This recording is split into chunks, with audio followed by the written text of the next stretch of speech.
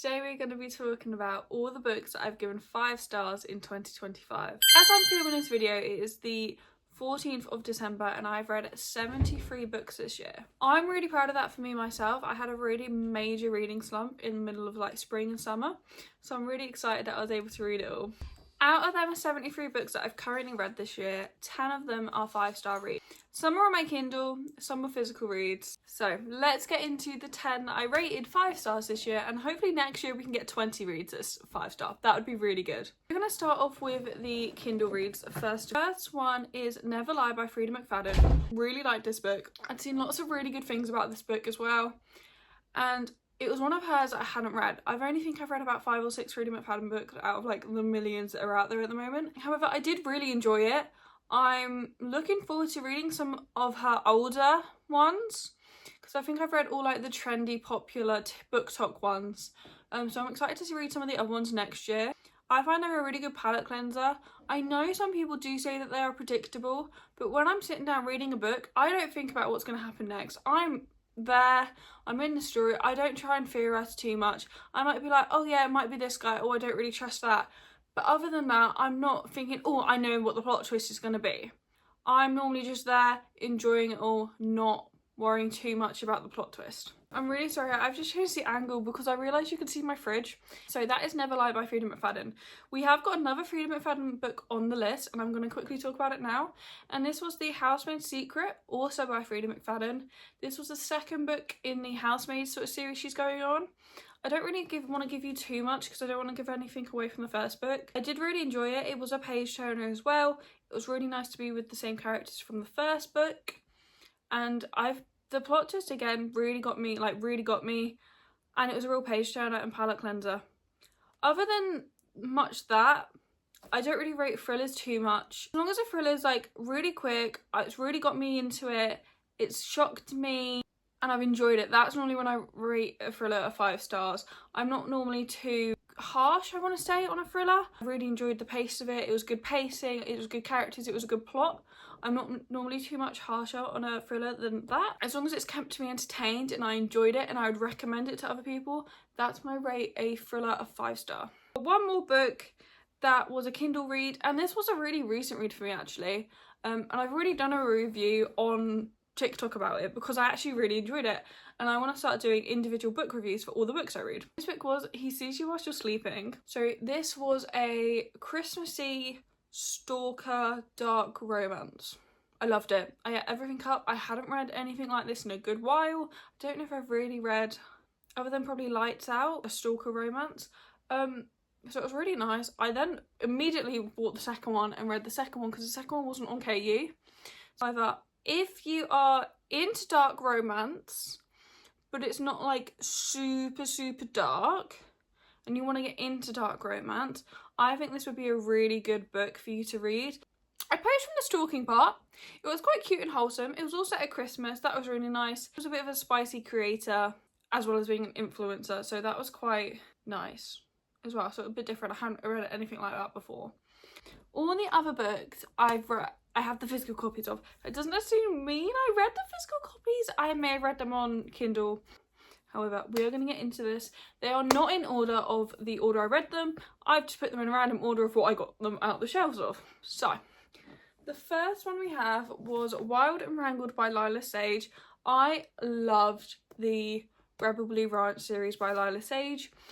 It is similar to the Chestnut Spring series, slightly different. So it's all interconnected standalones, and this was the last book in the series. And this is one of my favourite tropes ever, which is second chance romance. If it's done well, and if it's done good, it's one of my favourites. If there's not a reason like, oh, they cheated on each other, can't get past that. This, though, was completely different. I loved this book so much. I read it in the summertime, I want to say, and I just could not put it down. I wanted to read all of it. I wanted to read every single day. It was so good. In Cammy and Dusty, and they had some high school history. I don't really want to tell you too much about this book because it will give away some of the others because they are all interconnected and this is the last one, and I do recommend reading them in order because it makes the most sense too. But this book, I just loved it. It was so lovely. Cammy is a single mother, which was really nice to see, and Dusty, the way he looked after Cammy's girl was absolutely adorable. I loved it so much. I highly recommend picking up this series if you haven't already.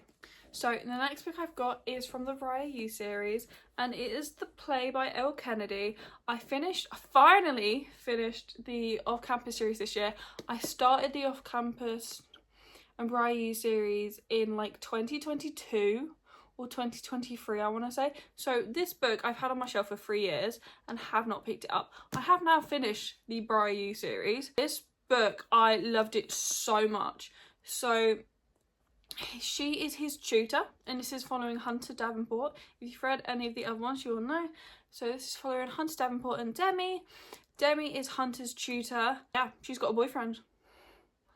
That's all I'm going to say. Apart from, Hunter's also on a ban for himself because he wants to improve his hockey, so he's banning himself from girls. Yeah, that's all I'm going to give. It is a ice hockey romance. It's college romance. I think I read this in one sitting pretty much, barring like the first one chapter and the last 2 chapters because I fell asleep. But I love this book so much. Okay, this one I'm going to do as a collective because you can see they're all from the same series. So we have got the first 3 books in the Boys of Torment series: Keeping 13, Binding 13 and Saving 6. I'll put the rest of the series on my Christmas list. I am so excited to read the end of Aoife's and Joey's story and finish it. This book series, I will never be the same. I've recommended it. Once I read Binding 13, I hadn't even read the others. I recommended this to all of my closest friends that read. I was like, you need to read it now. I don't think I'll ever be the same after reading these books. And I know it sounds really dramatic, but these are my favourite books ever. So the last one is As Good as Dead by Holly Jackson, which is the last book in the A Good Girl's Guide to Murder trilogy. I started this trilogy again in about 2022, I want to say, and I finally finished it this year. I binged this book and Good Girl Bad Blood. I'm so sad this book series is over. I love it so much. It's got such a thing with me because A Good Girl's Guide to Murder was one of the first books that I ever read. I'm just so excited to read all of her other books now as well, because this one was so good, and this was one of the, like, her first series releases, so I'm excited to read the rest of her books. I don't really want to give too much away with this book because it is the last book in the series. However, if you have not read A Good Girl's Guide to Murder, basically you are following Pip, who, for her EPQ, she is studying a missing persons case that they just blamed on the boyfriend. She wants to find out the truth. And then through the other books, she's sort of going through different other murder cases or something else and trying to solve them as well. And it's so good.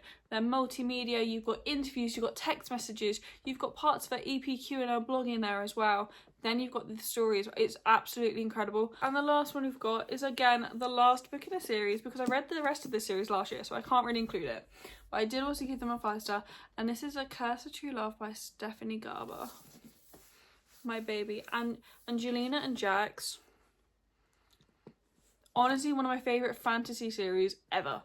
When everyone's like, what's your favourite series? I'm like, Boys of Torment, Once Upon a Broken Heart. But this series, oh my goodness, I love it. But this one, their love story, everything they go through as a couple in the fantasy world, she doesn't even have any powers. She's absolutely brilliant. She's one of my favourite characters ever. Jax as well is one of my other favourite characters ever. And I didn't love Caravel. But anyway, so I loved this book. I can't give you too much away because it is the last one in a fantasy series, so I don't really want to tell you too much. Except for Once Upon a Broken Heart, I'll tell you about the first book, is about this girl called... So this is sort of a fantasy fairy tale, if you will. There's a wedding, she wants to stop it, she meets Jack, she's put under some sort of magical spell. That's all I'm going to tell you. 10 books that I gave 5 stars to in 2025. Comment down below what books you gave 5 stars to this year. And I'm looking for some new book recs to go into 2026 with. So let me know what books you gave 5 stars. I really hope you enjoyed this video. Please like and subscribe because it does really help me out. I will see you in the next one. Goodbye.